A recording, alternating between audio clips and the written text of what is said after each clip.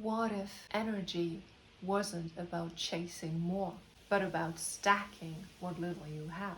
As a mom and caregiver, I'm almost always depleted of energy. And I got to a point where I was depleted to the degree that I had so little energy that I used up almost all of it for getting out of bed in the morning. It was at the point when I already had my firstborn with disabilities, my secondborn who was completely fit and healthy and therefore incredibly wild, and my third one in my belly. And I knew, despite the challenges of pregnancy, I had to be there for my two other kids, and I had to protect this baby in my belly, and I had to care for myself, or else I wouldn't be able to care for my kids. And I just didn't know how, until I finally one day grabbed my notebook again and started scribbling down a little poem. It was no good, but it was the first creative thing I did in a very long time at that point. And I realized just writing these few bad words gave me enough of a push to get through the entire day. And of course, it costs a little bit of energy to grab the notebook and grab the pen and open it and write and not forget to breathe while doing all of that. But that's how I discovered that getting more energy has not necessarily a lot to do with resting or with chasing certain productivity trends, but it is about taking what little you have and stacking it in a way that makes you generate more energy for yourself.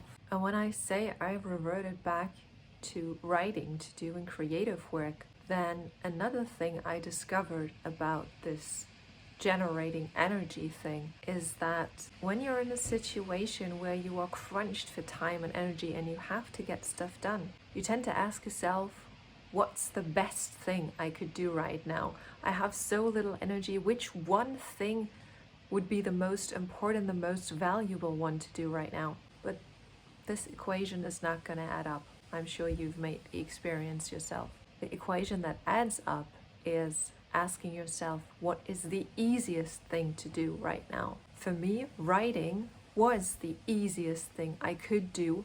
That actually meant doing something that was productive, something that did give me a sense of accomplishment. The easiest thing. Drinking water has never been that much of a problem for me, but I noticed when I was in that phase of carrying my third kid and not knowing where to take the energy from to do everything I had to do in one day, only as a mom and my disabled daughter's caregiver, I began noticing that I drank water whenever I went from one task to another. It was like my anchor that I reached for in a way, because what happens when you drink water? You fill your body with liquid energy, because when you drink plenty of water, as we all know, it makes the blood flow easier and therefore makes all parts of the body function better.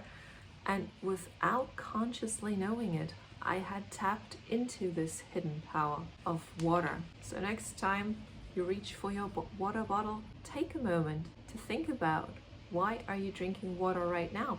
Or when are you craving to drink water and not do it? And then go do it. Cheers. So we talked about doing the easiest thing possible in a situation where you're completely drained for energy.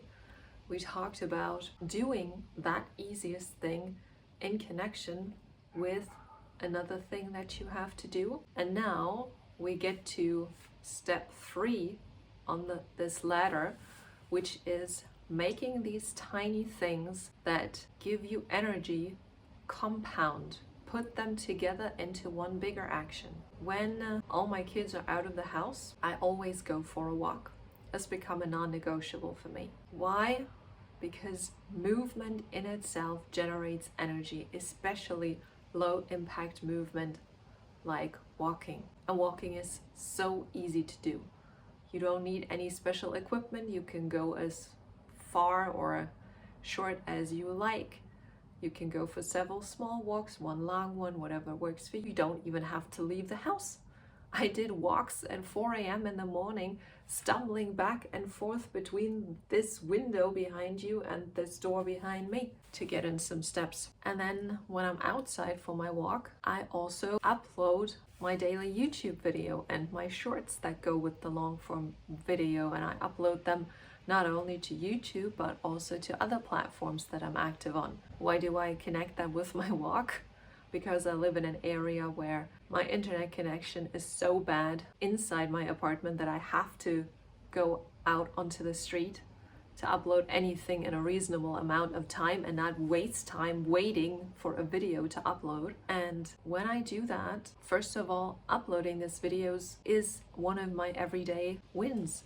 It makes me feel accomplished. It's, yes, I've done a big part of my work in putting my word and my creative work, my writing work out there. That connects, that compounds together with the positive effects that walking itself has on me. And then I use the time when the video is uploading and I don't have to press any buttons for a few seconds to be present. Soak in all the nature sounds, all the sounds from traffic, whatever. Be present in the moment for a few seconds, then continue. And I also use it when I've finished my work to put on my favorite music on my phone. I do everything on my phone and listen to this music, walk down the street, lip syncing, walking in rhythm with the music, and I feel so much energy inside me. Like 6 months ago, I didn't think it was even possible for me to have this much energy in any given day.